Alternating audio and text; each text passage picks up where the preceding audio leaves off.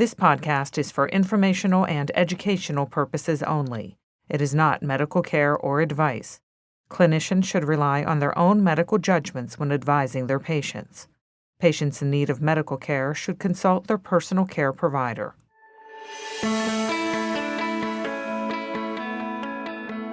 Welcome to That's Pediatrics, where we sit down with physicians, scientists, and experts to discuss the latest discoveries and innovations in pediatric healthcare. Welcome to That's Pediatrics. I'm Allie Williams, one of the hospitalists here with UPMC Children's Hospital of Pittsburgh. I'm here with my co-host. I'm Arvind Srinath from the Division of Gastroenterology. And we are so excited today to have Dr. Michelle Clayton here with us, who is the Division Chief of the Division of Child Advocacy and one of our newer physicians within the Child Advocacy Center. Thank you so much for coming today. Thank you so much. It's my pleasure to be here. We would love to just kind of start the conversation for all of our listeners who aren't really familiar with the Child Advocacy Center. Can you tell us a little bit more about what it does and why we have it here? Oh, yeah. That's a great question because I think there's always so many questions about, well, what exactly is child advocacy? Right. And it's a multidisciplinary specialty. The doctors working with the Division of Child Advocacy are, we have a mix of specialists, some of whom are board certified in child abuse pediatrics, like myself and Dr. Rachel Berger, and others of whom have a general pediatrics background but have been trained in the field of child abuse pediatrics, including Dr. Jennifer Wolford, Dr. Addie Eichmann, Dr. Hannah Sehud. And together, along with two additional doctors from the department who we share with the Division of Emergency Medicine, Dr. Carmen Coombs, Dr. Maria Antonucci, and Dr. Matt Valente in the Division of Pediatric Hospital Medicine. Together, we perform evaluations for children with concerns for physical abuse, sexual abuse, and neglect. And so we perform a wide array of functions just in the course of evaluating children, both in the inpatient setting, the outpatient setting, and we have connections with a lot of local agencies. As you might imagine, if you evaluate a child and you say, this child was abused, the parent's explanation doesn't make any sense for the injuries that we're seeing in the child, and then you write it up and send it to the police. You work with a lot of different agencies. Yeah. We work really closely with the agencies that are charged with child protection, children, youth, and families, and child protective services. We work closely with police, and we also work with the prosecutorial side of things with the district attorneys. And so we have a lot of roles and work in a multidisciplinary effort to ensure the safety of children, and have a wide variety of people who work with us, not just physicians, but certainly forensic interviewers who are people who are specialized in talking to kids and getting great information from them. We also have nurse practitioners, physician assistants, and a variety of administrative staff, as well as nursing team members who help us to carry out this goal of helping kids. And we even have one nurse practitioner whom we share with the Division of Adolescent Medicine, or Adolescent and Young Adult Medicine, who helps us with trafficking cases and also helps to kind of cross the bridge between children and adolescents. Well, Dr. Clayton, first of all, congratulations on your new position in leading such a vital division to the health and welfare of our children and families. So first of all, thank you. Absolutely. Can you tell us a little bit about your career path to where you are today? Sure. What brought you to Pittsburgh? And a little bit more about this horribly devastating issue of child sex trafficking, which we hope to get into a little bit more in our discussions today. Sure. Well, actually, what brought me to Pittsburgh was birth. I was born here. That makes sense then. Awesome. That's awesome. So I'm a native of the area. I grew up in the Homewood section of the city. Nice. And went to Harvard for college, came back home, and got a master's degree at the Graduate School of Public Health, then started medical school, and fell in love with pediatrics and ultimately ended up, after my graduation from medical school, going to Eastern Virginia Medical School, which is located in Norfolk, Virginia, for my training at Children's Hospital of the King's Daughters as a general pediatrician. Wow. And I meant to be away just for a few years because my family is really closely knit. And I was like, well, I'll go there for 3 years and I'll come right back home. So here I am 22 years later. Just a Finally, Awesome. just a couple. Circle back. That's right. So I made my way back home last summer when I took a position with the Division of Child Advocacy. Rachel Berger stepped down as the division chief, and so I thought that, that was a wonderful opportunity to be able to continue in the field of child advocacy that I absolutely love, and be able to come home because the overwhelming majority of my family's here, parents, siblings, aunts, uncles, cousins, everybody, except for me and my kids. Oh my goodness. That's awesome. And so we're thrilled you're back, even if it's 22 years later. We're thrilled that you have this new position as well. And you had mentioned, when you were talking about all the wonderful things that the Child Advocacy Center does, is you had mentioned the word trafficking. Yes. And this is something that I think we should talk a little bit more about today, because I think, myself included, a lot of us feel like this is something we hear about and don't see. So could you talk a little bit about the trafficking, that, what type of trafficking we're seeing, and more information about that for the U.S. and maybe even like the Pittsburgh area locally? Absolutely. I think that there's this huge misperception about human trafficking, what it is, what areas are affected. And the truth that a lot of people find really astonishing is that it happens all the time. It happens under our noses. It happens right here in our region. And what I want to do is just kind of talk generically about trafficking, but also, talk about kind of what it is, but also talk about the different forms that it takes on and how we're affected by it in the United States.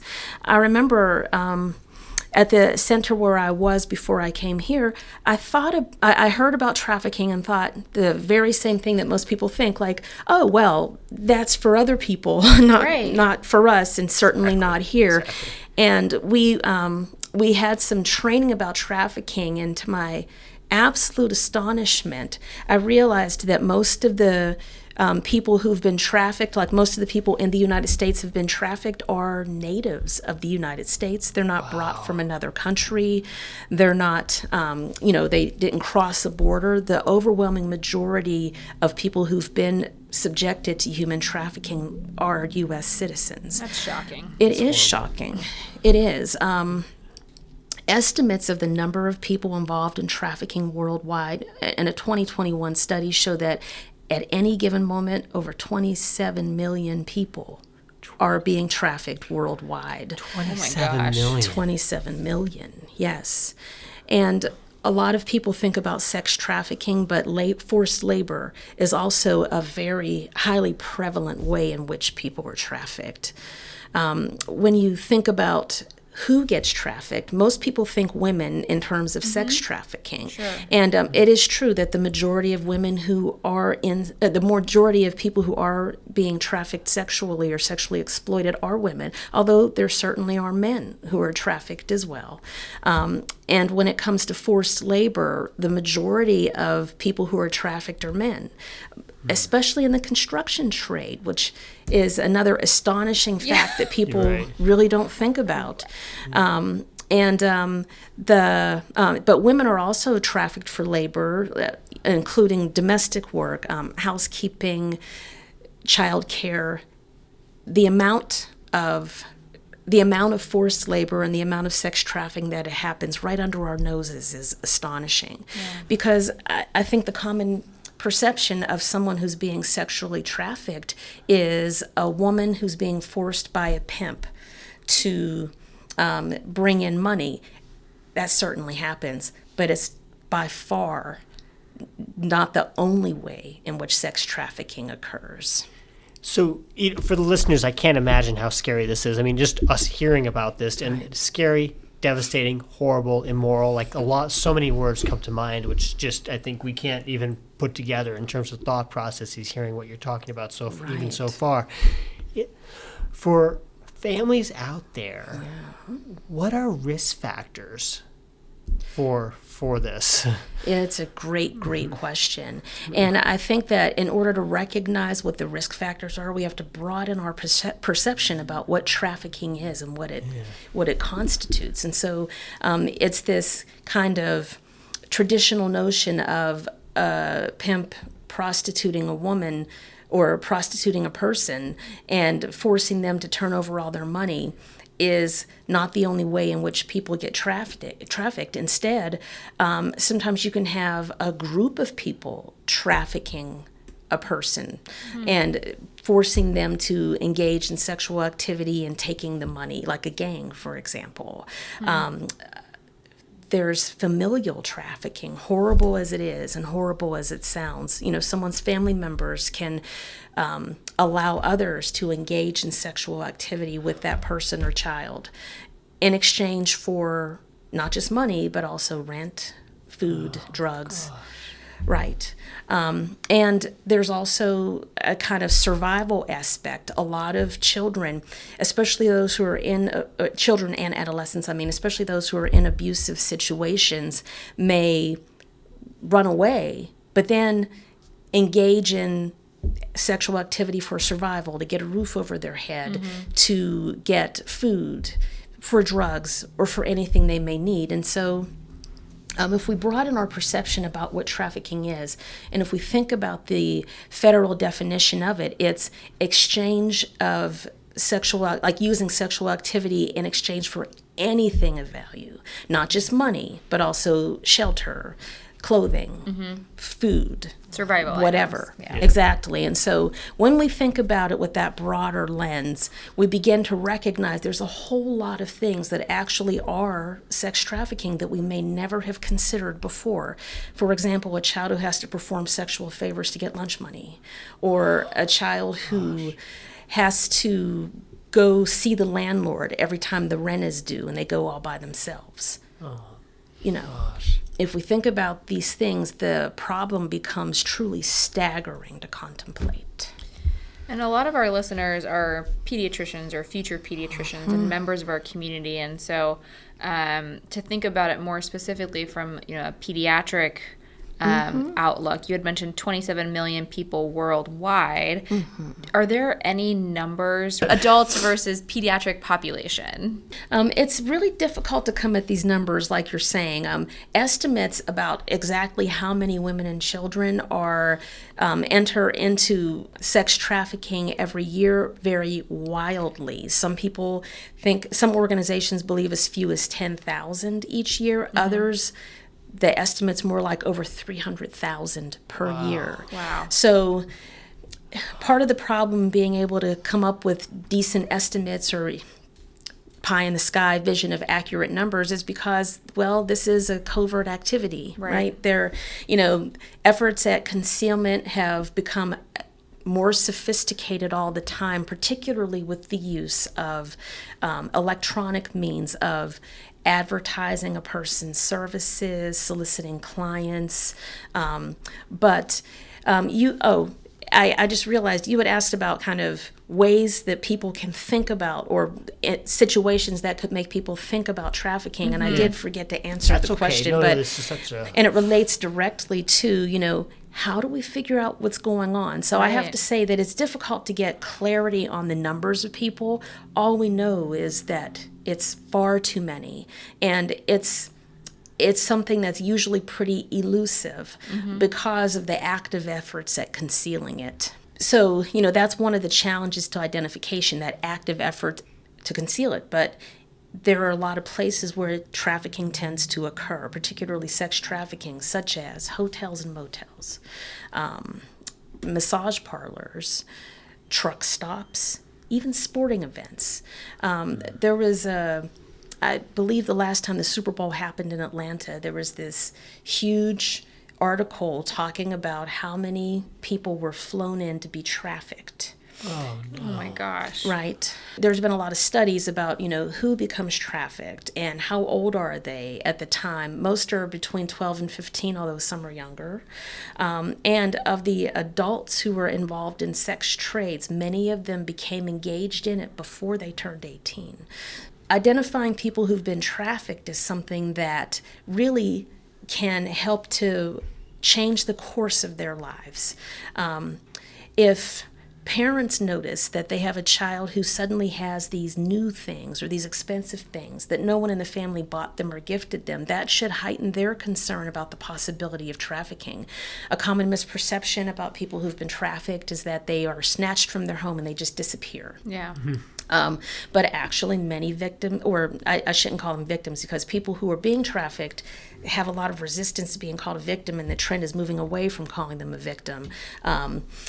Although we tend to think of them as being victimized, right. That's not how they often regard themselves. And if we come at them with that, oh, you poor thing, you've been victimized perspective, that can truly alienate them and make it difficult for them to engage in any offers or efforts to help them. So is it almost like a Stockholm Syndrome mentality? Is that what you're getting at in terms of the name, like how it's been, like how they perceive? Right. I mean, it's all about their perception, exactly. If they're being actively trafficked by one person, they may see that person as their boyfriend, their lover, someone who actively helps them out and protects them. And it's because of the way they've been groomed to engage in this activity, absolutely. Or they may have a lot of resistance to, say, family members being characterized as someone who's caused them a lot of harm. If they were trafficked by their family, if they're trafficked by friends, they may, say, they may have a lot of resistance to someone like talking negatively about the person who trafficked them or the people who trafficked them. And so there's a lot in terms of the perception that necessitates a really careful approach. So how do we deal with that approach then, right? Because I was just thinking, like, oh my goodness, if I see someone as a hospitalist that I'm worried about something that doesn't really sit well with me when I'm getting a history on this patient, how do we as the providers keep our eyes to the sky, our ears to the ground, whatever the saying is, because I'm terrible with sayings, but how do we approach this if we're worried about something like this with our patients? And what makes us even worried, to be honest? What makes it, what Red should flags, pediatricians maybe? be looking for to like, guess what, something up, outside of what the example you mentioned? Exactly. Sorry, I didn't mean to, but No, we're both thinking in that's tandem same thing. here. Yeah. Yes, Yeah. absolutely. I mean, certainly, if there's a history of abuse or neglect, that should help us to recognize that that's a child who's vulnerable. Often children who've been in the foster care system, children who've already been exploited, are certainly at higher risk to be exploited again by someone else. And so that alone should certainly make medical providers be aware of the possibility and should prompt a person to listen closely and watch carefully as far as that situation, because certainly those things alone puts a child at high risk.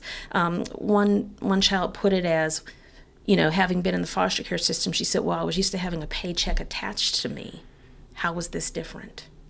Wow. So, and certainly if there's a child who has really disrupted or abnormal family connections or limited connection with their family, again, that's a child who's really vulnerable, who may have to do things to survive that other kids may not have to worry about. And so certainly a situation to watch closely and think about carefully regarding the likelihood or the possibility of trafficking. If there's a history of running away, again, a child on the streets may have to do things to get a roof over their head or be coerced into doing things to keep food in their belly and clothes on their back. A child who typically dates or has relationships with older adults, and so often we think about a female with a young girl with an older male, but it can definitely go the same way around. It could be a male with an older female. It could be a young girl with an older female, a young male with an older male. This cuts both ways. If they have any kind of ongoing relationships or have or typically date older adults, there could absolutely be a trafficking component to that.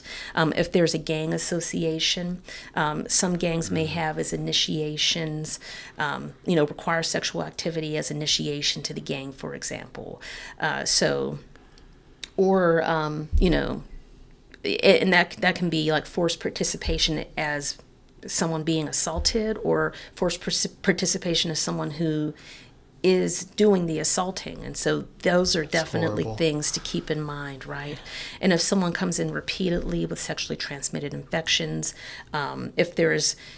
if they have inappropriate or sexual activity online with other people, particularly, again, with someone who's older than them.